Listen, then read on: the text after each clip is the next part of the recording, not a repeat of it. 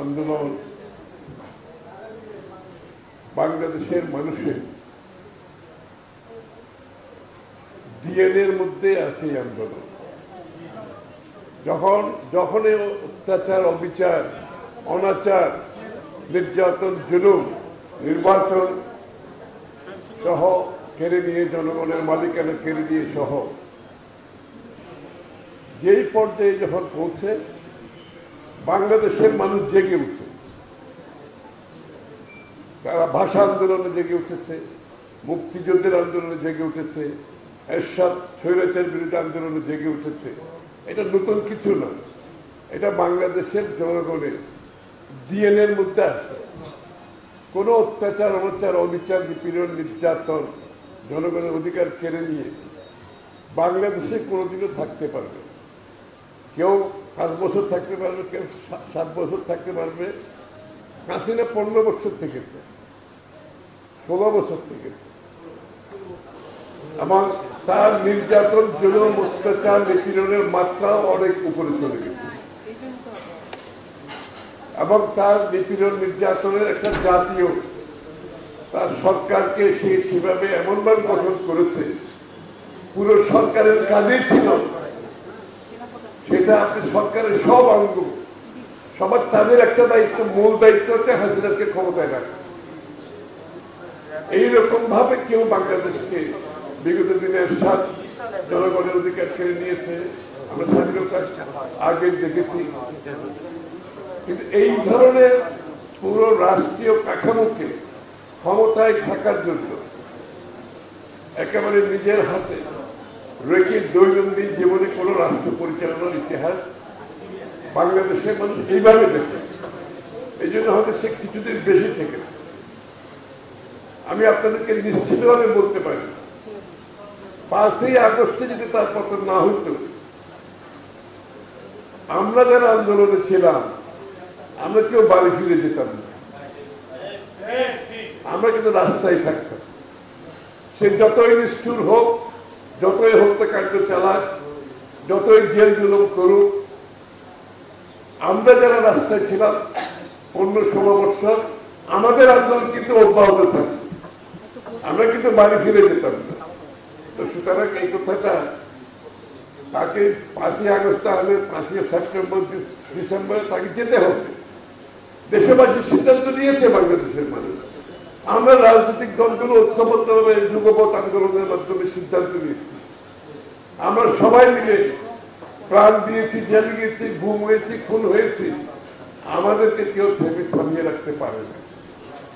সুতরাং হাসিনা যাওয়া ছাড়া তার কোনো গতি ছিল না।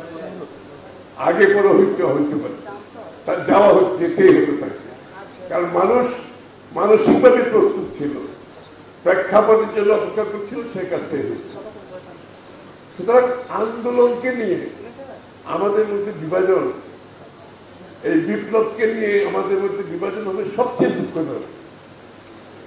পুরো জাতি ঐক্যবদ্ধভাবে এই আন্দোলনে ছিল, যার যার অবস্থান থেকে সবাই কাজ করেছে। এই আন্দোলন হাইজ্যাক করার কোনো সুযোগ নেই। ওই শেখ হাসিনা যেভাবে মুক্তিযুদ্ধকে হাইজ্যাক করে নিয়ে গেছে, যুদ্ধ করেছে বাংলাদেশের মানুষ, প্রাণ দিয়েছে বাংলাদেশের মানুষ, আমাদের মহিলারা ধর্ষণের শিকার হয়েছে, কিন্তু ক্রেডিট হচ্ছে, সব পাওয়া হচ্ছে শেখ হাসিনা, তার পরিবার। এটা আমরা বাংলাদেশে পুনরাবৃত্তি করতে দিতে পারি না। সবার প্রতি সম্মান রেখে, সকলের অবদানকে স্বীকার করে এই আন্দোলনের সাথে যারা জড়িত ছিল, আমরা সকলের প্রতি সেই সম্মান দেখাতে পারি। একটা বিষয়। আর দ্বিতীয় বিষয় হচ্ছে আন্দোলনটা কেন, আন্দোলনের মূলটা কোথায় ছিল একটু বিশ্লেষণ করা দরকার। স্বাধীনতা যুদ্ধ মূল উদ্দেশ্য ছিল গণতন্ত্রে ফিরে পাওয়া। বাংলাদেশের জনগণ একটি গণতান্ত্রিক প্রক্রিয়ায় একটি দলকে নির্বাচিত করেছিল, আওয়ামী লীগকে নির্বাচিত করেছিল। পশ্চিমারা সেটা কেড়ে নিয়ে, সেই গণতান্ত্রিক অধিকার কেড়ে নিয়ে তারা বাংলাদেশকে শাসন করতে চেয়েছিল। তো মূল ছিল কিন্তু গণতান্ত্রিক আন্দোলন, ভোটের আন্দোলন, বাংলাদেশের মানুষের মালিকানার আন্দোলন। তার রাজনৈতিক গণতান্ত্রিক সাংবিধানিক ক্ষমতা তার হাতে থাকাই ছিল, এইটাই ছিল আন্দোলন। এরশাদ বিরোধী আন্দোলন কি অবস্থা? গণতন্ত্রের জন্য আন্দোলন। মানুষ তখনও ভোট দিতে পারেনি, আপনাদের মনে আছে এরশাদের ভোটের কথা। একই অবস্থা, ওই শুরু, ওই গণতন্ত্র মালিকানা ফিরে পাওয়ার আন্দোলন। এই আন্দোলনও কিন্তু চলতেছিল মালিকানা ফিরে পাওয়ার আন্দোলন, তার রাজনৈতিক গণতান্ত্রিক সাংবিধানিক অধিকার ফিরে পাওয়ার আন্দোলন। বহু মানুষ ত্যাগ স্বীকার করেছে এবং সবচেয়ে বেশি ত্যাগ স্বীকার করেছে দেশনেত্রী বেগম খালেদা জিয়া।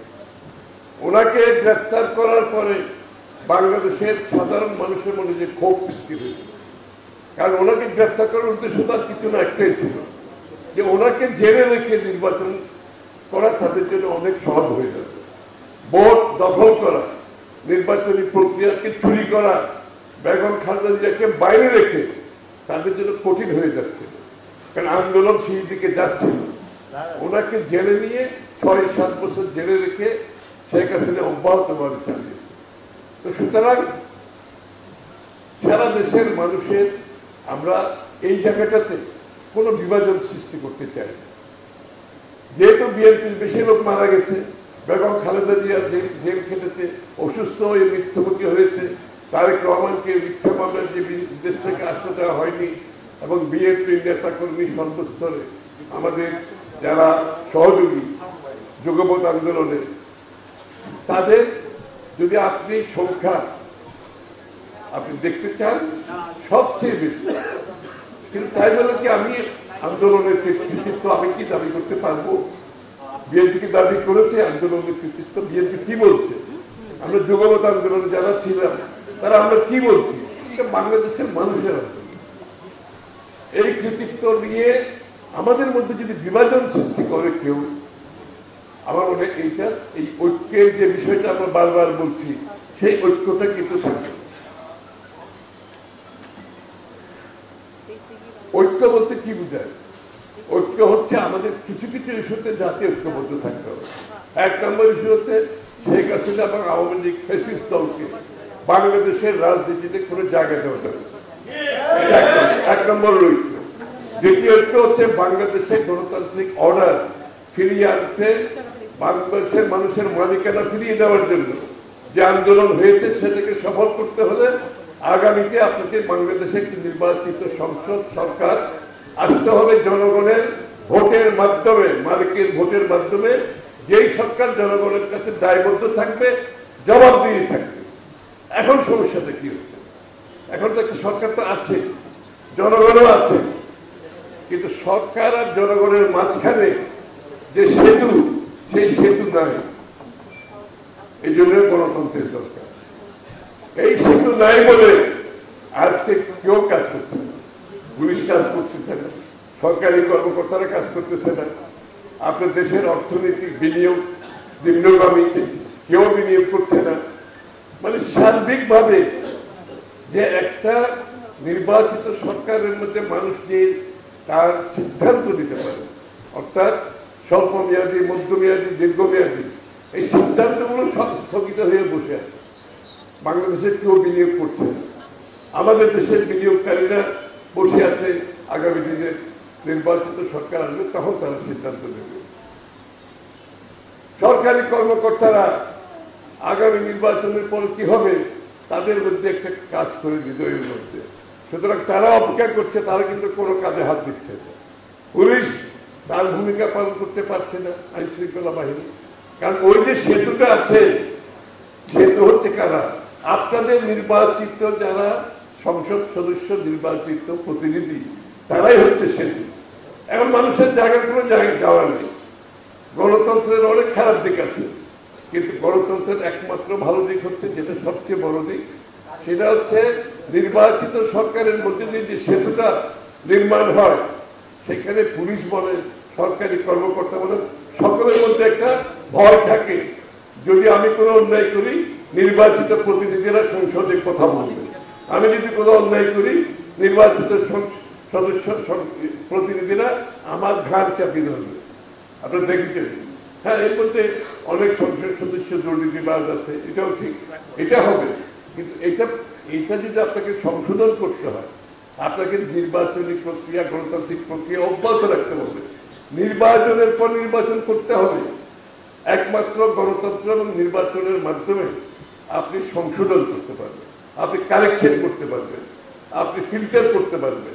আর দ্বিতীয় কোনো প্রক্রিয়া বিশ্বে জানা নেই। আর অন্য প্রক্রিয়া যত ট্রাই করবেন, দেশ আরো নিচের দিকে যাবে। একটা তথ্য আমি আপনাদেরকে দিই, বিশ্বের যত এই যে আমাদের যে তথ্য আছে নির্বাচন এবং আন্দোলন,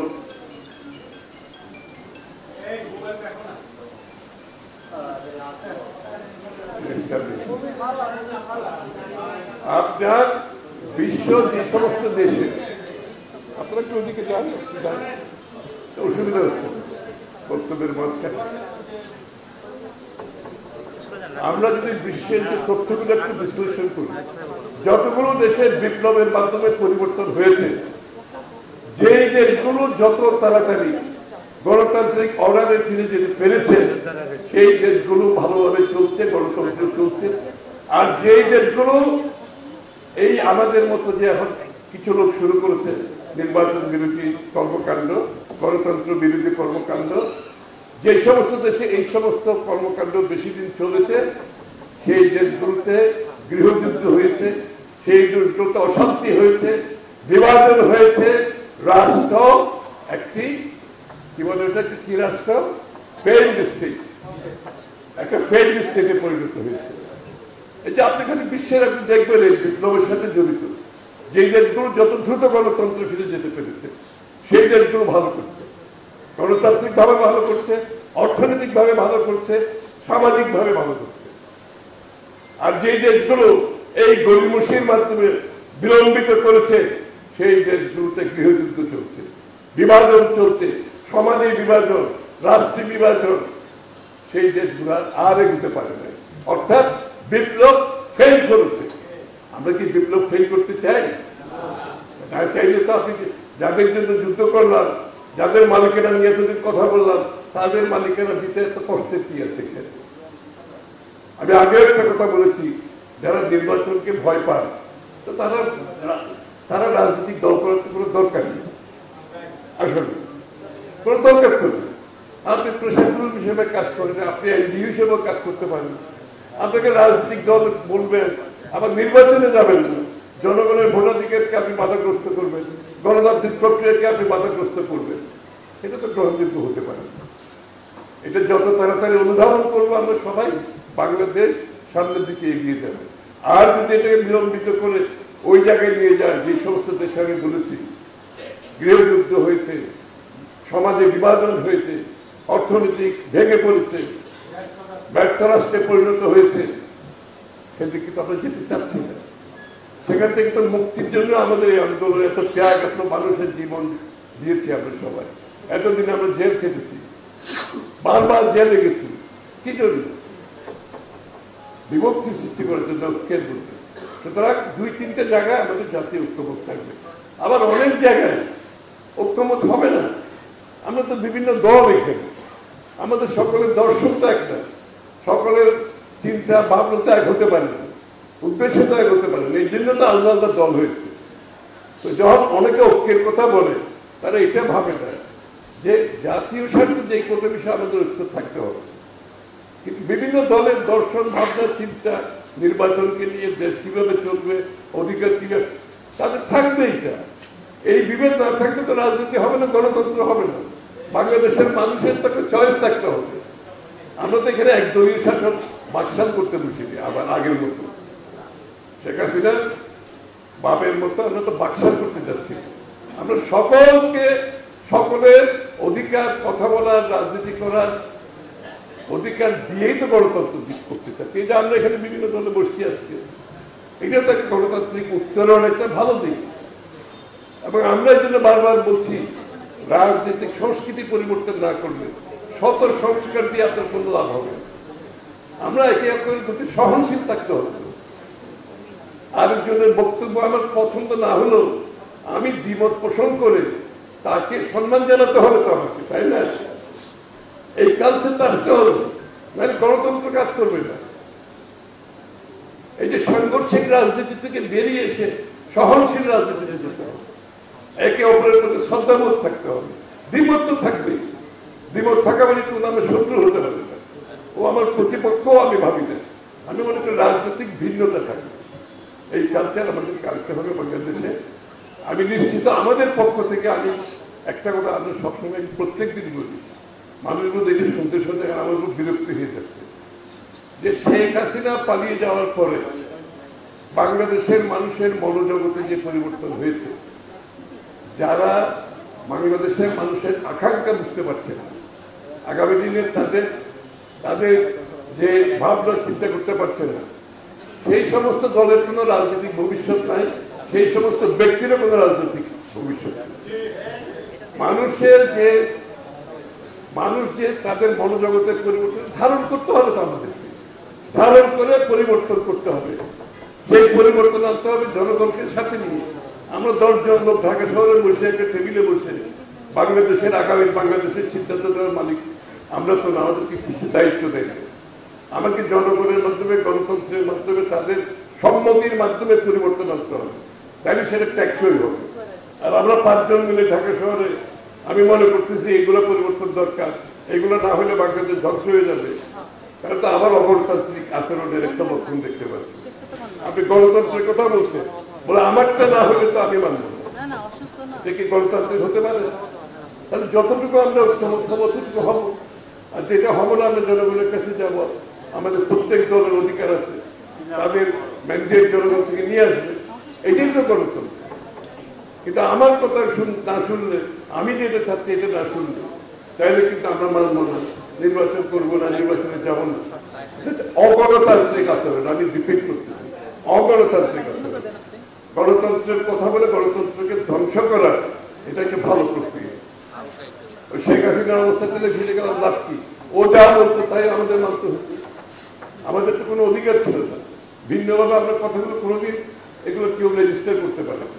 সুতরাং আমাদেরকে আগামী দিনে আমাদের মধ্যে এই জিনিসগুলো যদি আমরা পরিবর্তন করতে পারি এবং আগামী বাংলাদেশে আমরা একটা নতুন অধ্যায় সত্যিকার অর্থে সৃষ্টি করতে পারি। এইবার যদি আমরা করতে না পারি, এই পরিবর্তনের মাধ্যমে দেশের মানুষের ভাগ্য উন্নয়ন করতে না পারি, তাহলে বাংলাদেশ, যে কথাটা একটু আগে বললাম, আমাদের কারণে, আমাদের দ্বিধাদ্বন্দ্বের কারণে খুব একটা খারাপ দিকে যাবে। কারোর জন্য ভালো হবে। সবাইকে ধন্যবাদ।